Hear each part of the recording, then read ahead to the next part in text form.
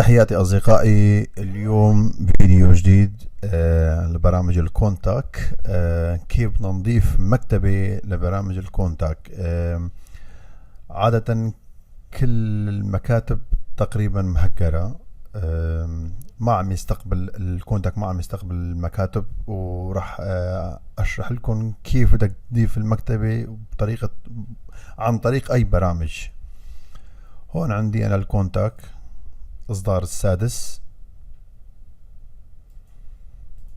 لما تنزل كونتاك بينزل معك كمان هالبرامج اديت ليبراري. بدي انزل الرابط الليبراري كمان تحت الفيديو مع برامج اضافة المكاتب للكونتاك. هذا هو برامج KLM، هيك اسم البرامج. راح انزله كمان رابط تحت الفيديو.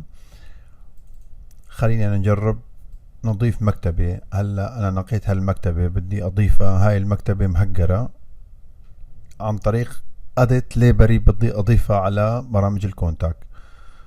المكاتب عندي هون الكونتاك. هذا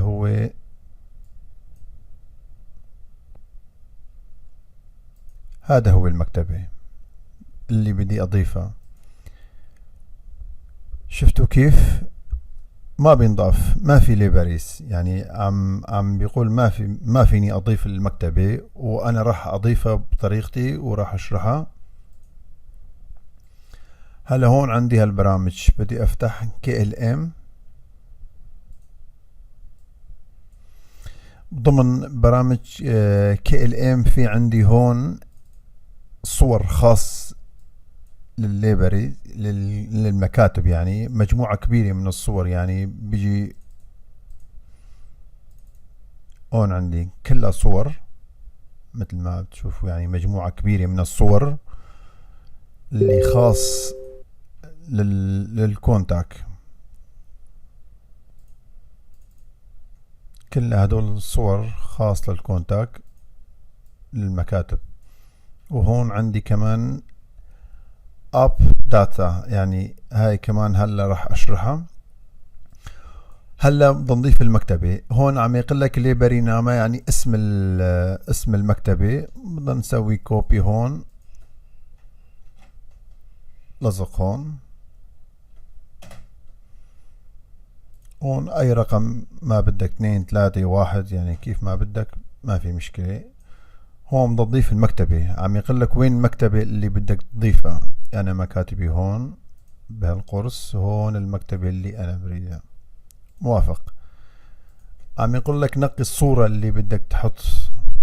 انا بدي انقي صورة اللي انا، ما في مشكلة اي صورة ما كان، المهم للتجربة يعني مشان تعرفوا. خلينا نحط هالصورة، هاي اول صورة بس للتوضيح. هون عندي خضرة، يعني كله تمام. اذا صار احمر يعني في خطأ، يا بالاسم يا بشي شغلة. هون بدنا نضيف المكتبة. عم يقول ما انضافت، يعني لسه في خطأ. بدنا نروح وين؟ هون في عنا اب داتا. في عنا هون ملفين. اول ملف هذا هو، راح نعمل اوكي مرتين، وهذا كمان الملف نعمل اوكي. نعمل خروج من البرامج ونفتح كونتاك ونشوف الوضع كيف. هلا هون صارت البرامج عندنا، هون المكتبة انضافت.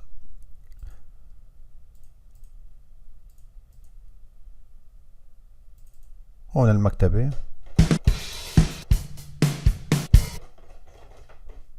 طبعا المكتبة خاص لوبات، ايقاعات لوبات.